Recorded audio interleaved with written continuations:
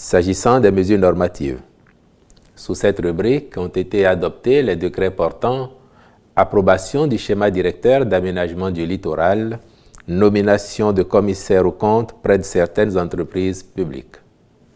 S'agissant des communications, en point 1, contractualisation pour les travaux de réhabilitation de la pelouse du terrain principal et de construction du terrain d'entraînement du stade de l'Amitié Général Mathieu Kérékou.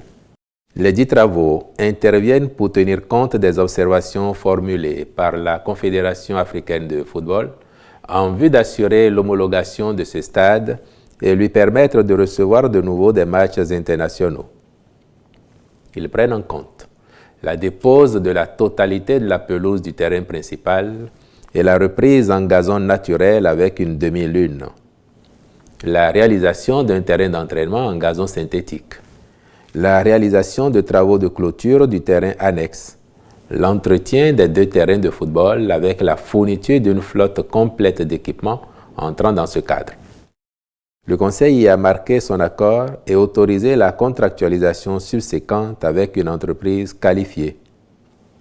En point 2, mesures d'accompagnement au profit des personnes concernées par la libération de l'emprise de la rue 12 589 de Fidjrosset à Cotonou. D'une longueur de 548 mètres, cette rue dispose d'une emprise originaire de 15 mètres respectée sur un linéaire de 280 mètres seulement. Le reste du tronçon a été obstrué par des constructions érigées dans le domaine public et qui ont entraîné un rétrécissement de la rue, ne permettant la circulation que sur une largeur d'environ 5 mètres. Dans le cadre de la réalisation des travaux d'asphaltage de la phase 2 à Cotonou, il a été procédé à la libération de l'emprise occupée, affectant certaines propriétés privées constituées de bâtiments et de murs de clôture. Aussi, le Conseil a-t-il approuvé la mise en œuvre de mesures d'accompagnement au profit des propriétaires sinistrés et instruit les ministres concernés d'accomplir les diligences nécessaires à cette fin.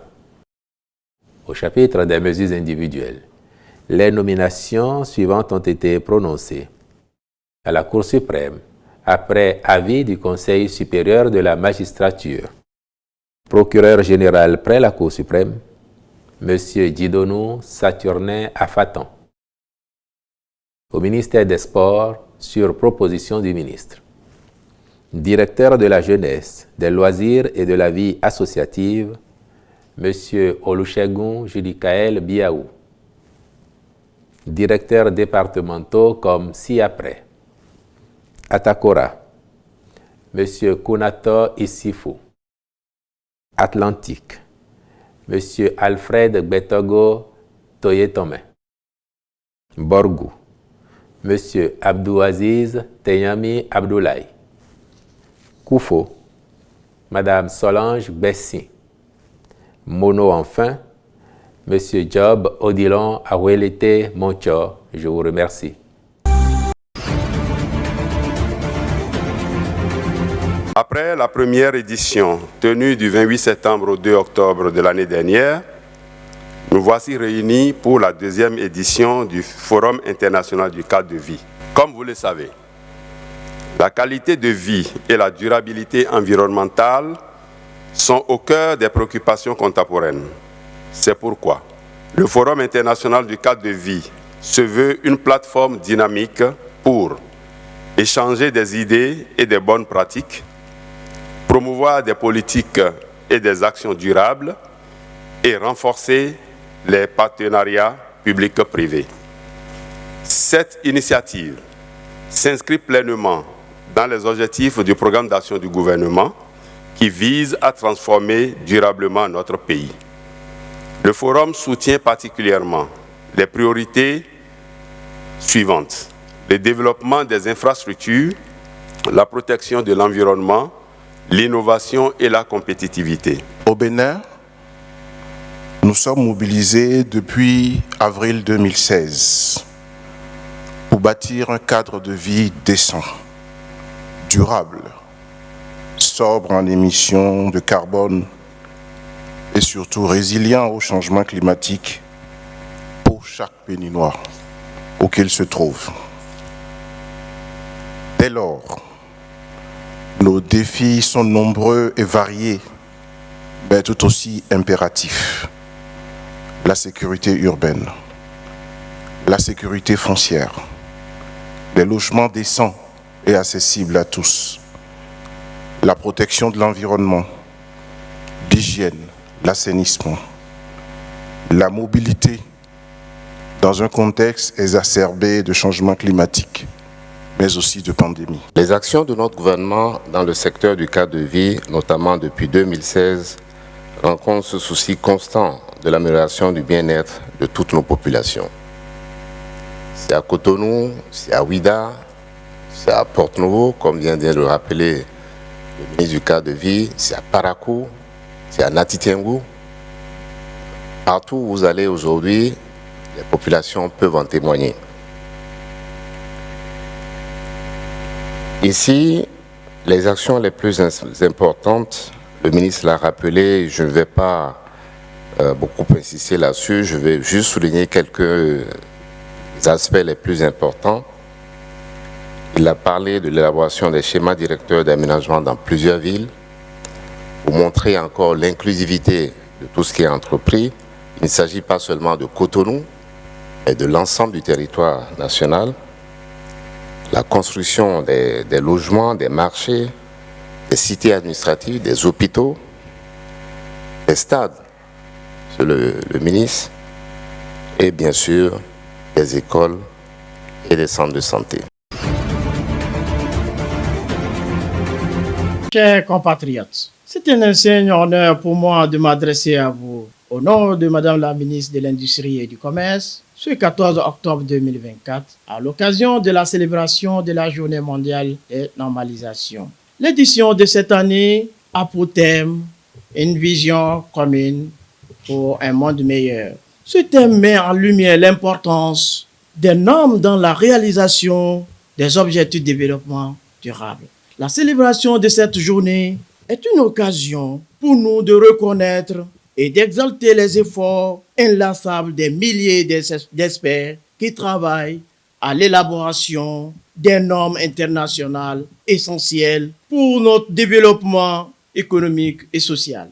En effet, les normes sont des outils importants pour promouvoir une croissance inclusive, pour protéger notre environnement et améliorer la qualité de vie des populations. Elles jouent un rôle crucial dans notre quotidien tout en garantissant la qualité, la sécurité et l'efficacité des produits et services. Elles facilitent également le commerce international et soutiennent l'innovation.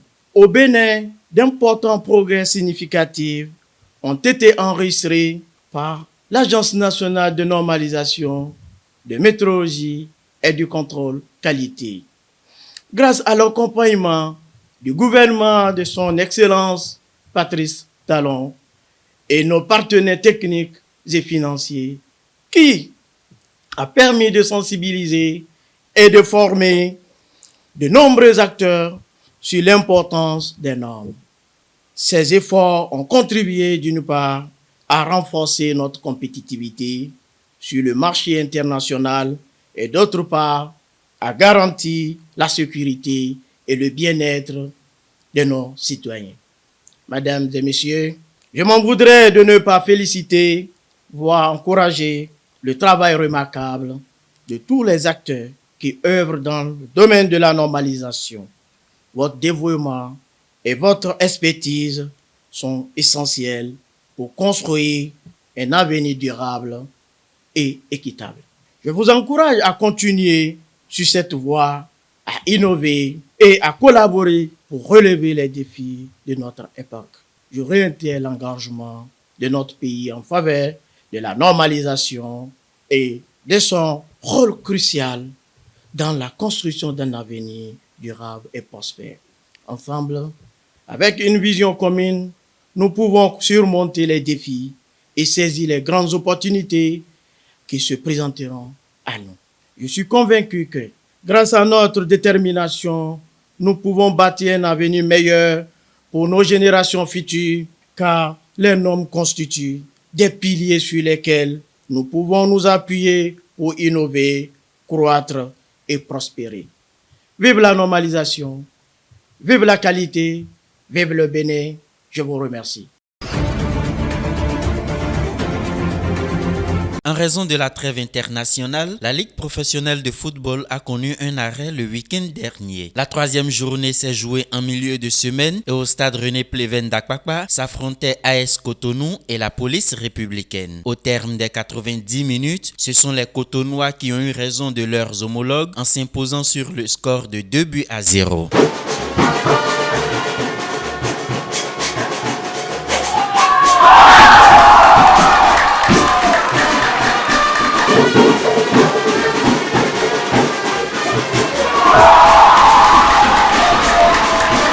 Le coach de AS Cotonou livre ses impressions en promettant corriger les imperfections relevées malgré la victoire. Je suis content parce que j'ai rencontré une bonne équipe de l'AS Police. Et nous avons fait la différence parce que nous avons été plus entreprenants que l'adversaire. C'est ce qui a fait que nous avons gagné le match de ce soir. Oui, nous nous sommes défoncés en première mi-temps. Nous n'avons pas su gérer le match sur la durée du match. Ce qui a fait qu'en deuxième mi-temps, nous avons été un peu émoussés. Et je crois que nous allons corriger pour les pas à venir. Nous allons aborder cette rencontre avec beaucoup plus de conviction pour montrer qu'il y a une suite à ce que nous avons déjà fait et pour montrer la masse de progression qui est la nôtre. De son côté, plutôt déçu, le coach des policiers fait une analyse de la prestation de son équipe qui a présenté deux visages. Bon, je pense que ça permet d'apprendre, de gagner des choses. Je pense que prochainement, un travail serait repris au niveau des balles arrêtées, puisqu'on a encaissé deux buts sur un coup de pied arrêté. Non, je pense qu'on était parti sur un 4-3-3 qui n'a pas du tout fonctionné, surtout au niveau des côtés. Les côtés ne participaient pas du tout à l'animation du jeu. Ils se reposaient sur leur côté, ce qui fait que l'adversaire avait pris un tant soit peu le milieu de terrain avec le 4-4-2. Donc, et on a compris, et comme on sait que sur le plan potentiel physique, ils ne pouvaient pas tenir, donc on est revenu en 4-4-2, ce qui les a bloqués, les a empêchés de jouer, de faire cycler le ballon et d'avoir la suprématie au milieu de terrain et surtout sur les côtés où ils ont surtout procédé au début. C'est dans le temps, mais il faut savoir gérer. Je pense qu'une défaite très tôt permet de corriger vraiment dans les compartiments dans lesquels on a eu à commettre des bévues et encaisser des buts. Et le travail serait continuel dans ce sens.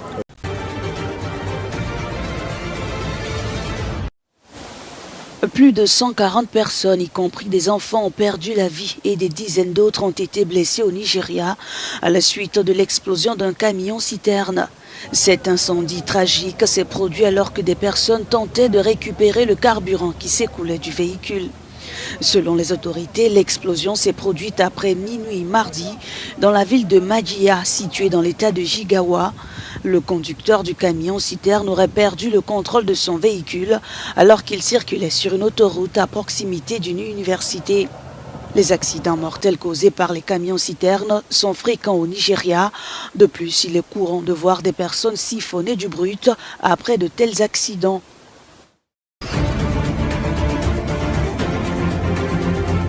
Mercredi, des responsables du gouvernement local ont participé à une cérémonie funéraire de masse dans le nord du Nigeria, rendant hommage aux plus de 140 victimes de l'incendie qui s'est produit à Mijaya dans l'état de Jigawa. L'incident s'est produit à minuit lorsque le conducteur d'un camion-citerne a perdu le contrôle de son véhicule sur l'autoroute. Les services d'urgence rapportent que les habitants, dans une quête désespérée pour survivre, se sont précipités pour ramasser le carburant, ce qui a déclenché un incendie énorme. Soulignant l'urgence de la situation, les autorités ont également visité les blessés soignés dans un hôpital local. Les incidents de camions-citernes sont fréquents au Nigeria, où l'absence d'un système ferroviaire efficace complique le transport des marchandises. Avec la flambée des prix du carburant, de nombreuses personnes se tournent vers des pratiques dangereuses, utilisant gobelets et seaux pour récupérer du carburant.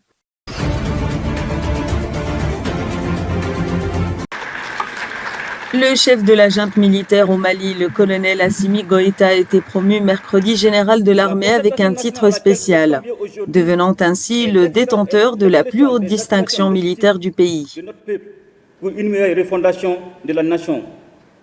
5 autres colonels influents de la junte ont également été promus à titre exceptionnel au rang de généraux 4 étoiles, consolidant ainsi l'autorité militaire dans la gouvernance du Mali. Bien qu'ils aient promis de transférer le pouvoir à des civils après des élections, les militaires n'ont pas respecté leurs engagements, en reportant les élections prévues en février 2024. Assimi Goïta est cité comme probable candidat à une future élection présidentielle. Mais actuellement, aucune date n'a été fixée pour le scrutin.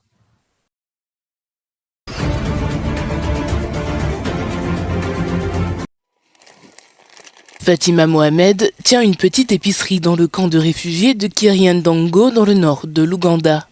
Elle était propriétaire d'un magasin de vêtements à Khartoum avant que la guerre ne l'oblige à partir.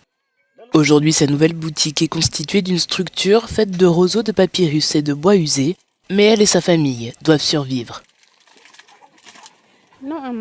J'essaie de faire quelque chose, mais ici, il y a tous les réfugiés et il n'y a pas d'argent. Je leur donne des marchandises à crédit et j'attends pendant des semaines qu'ils me remboursent, mais certains ne le font pas. Fatima doit s'adapter à un nouveau mode de vie plus difficile que celui qu'elle menait à Khartoum. Elle n'a pas grand-chose à manger et n'a qu'une tente au-dessus de sa tête et de sa famille. Les Nations Unies affirment que l'ampleur de l'aide humanitaire nécessaire pour faire face à la crise des réfugiés soudanais est énorme et nécessite un effort concerté. Et comme rien ne laisse présager une fin prochaine de la guerre, l'ONU avertit que les personnes déplacées sont confrontées à la faim. Le HCR estime que près de 50 000 réfugiés soudanais sont arrivés en Ouganda depuis que la guerre a éclaté il y a plus d'1 an, un pays où les ressources s'amenuisent. La réponse est basée sur le budget que les agences humanitaires ont planifié pour le début de l'année et peut-être que certaines ont atteint un financement qui soutient nos partenaires dans un court laps de temps, mais nous n'avons pas les ressources nécessaires. Aujourd'hui, les États-Unis fournissent quelques 7,5 millions de dollars pour soutenir l'action en faveur des réfugiés soudanais en Ouganda, mais le pays a besoin de 1,4 million de dollars cette année pour fournir des secours d'urgence à Fatima et aux milliers d'autres réfugiés qui continuent d'affluer.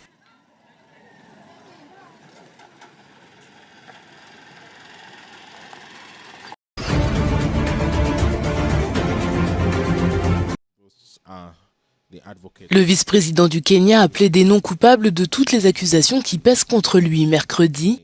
Qualifiant ses chefs d'accusation de politiquement motivés, Rigathi Gachagua pourrait être le premier vice-président kényan en exercice à être destitué. L'affaire met en lumière les frictions entre lui et le président William Ruto, que ce dernier s'était juré d'éviter après les troubles qu'il a connus en tant qu'adjoint du précédent président du Kenya, Uhuru Kenyatta. M. Gachagua a déclaré qu'il pensait que le processus de destitution avait la bénédiction de M. Ruto et a demandé aux législateurs de prendre leurs décisions sans intimidation ni coercition. Le vice-président est notamment accusé de corruption, d'incitation aux divisions ethniques et de soutien aux manifestations antigouvernementales qui ont vu des manifestants prendre d'assaut le Parlement du pays. La motion de destitution a été approuvée par le Parlement la semaine dernière et transmise au Sénat. L'équipe juridique de M. Gachagua aura mercredi et jeudi pour contre-interroger les témoins et le Sénat votera jeudi soir. Le Sénat a besoin d'une majorité des 2/3 pour approuver la motion de destitution.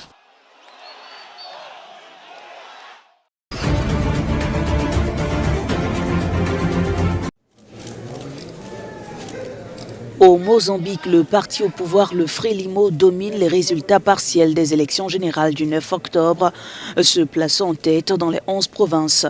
Daniel Chapo, le candidat du Front de libération du Mozambique, est largement pressenti pour remporter l'élection présidentielle. Cependant, l'opposition conteste vigoureusement les résultats, dénonçant des irrégularités électorales et criant à l'injustice. Ces accusations ajoutent aux tensions politiques dans le pays où le Frelimo est souvent accusé de manipuler les résultats, des allégations que le parti a toujours niées. Venancio Mondlane, candidat indépendant et principal adversaire de Daniel Chapo, a affirmé être en tête selon son propre décompte des voix. Il a également appelé à une grève générale le 21 octobre prochain pour protester contre les résultats provisoires. Le Frelimo gouverne le Mozambique depuis 1975. Les résultats définitifs des élections sont attendus pour le 24 octobre.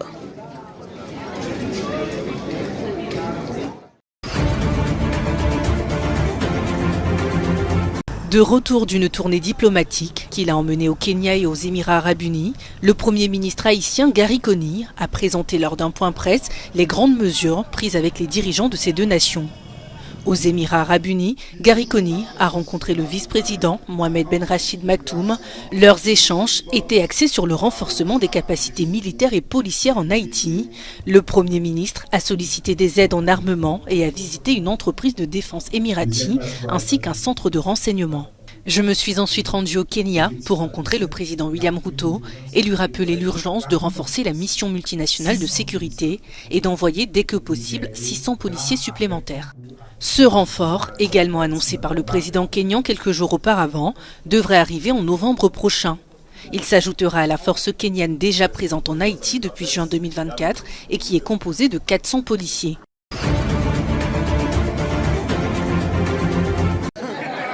L'écart se resserre entre les deux candidats.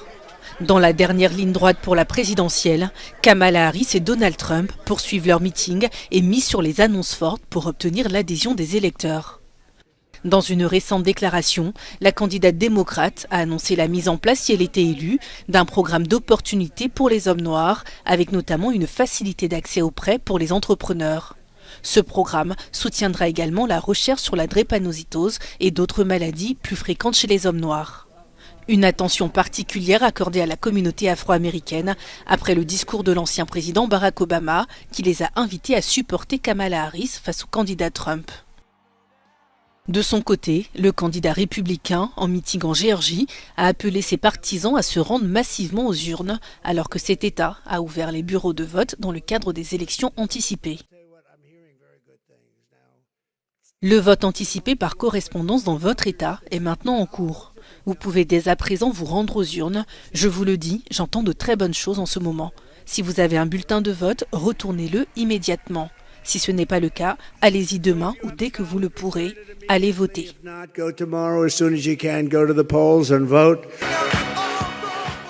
L'élection américaine, qui oppose le candidat républicain Donald Trump à la démocrate Kamala Harris, aura lieu le 5 novembre prochain.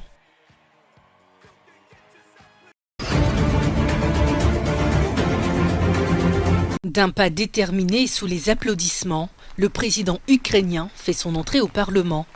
Devant la Rada suprême d'Ukraine, Volodymyr Zelensky a détaillé son plan de victoire contre la Russie. Un programme développé en 5 points qui vise à mettre fin d'ici 1 an à une guerre qui dure depuis février 2022. Aux côtés du président Vladimir Poutine, la Corée du Nord est désormais impliquée dans la coalition des criminels.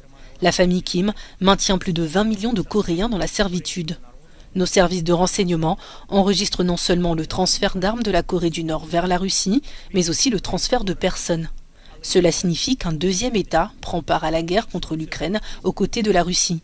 Tout le monde peut constater le soutien du régime iranien à Poutine, ainsi que la coopération de la Chine avec la Russie.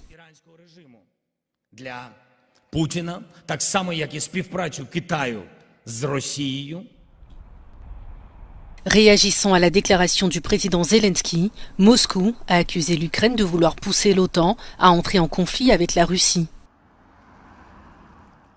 Il pourrait y avoir un autre plan, qui pourrait être en effet un plan de paix, si le régime de Kiev se rend compte que la politique qu'il mène n'a aucun avenir et comprend la nécessité de se ressaisir et de comprendre les raisons qui ont conduit au conflit en Ukraine actuellement en cours.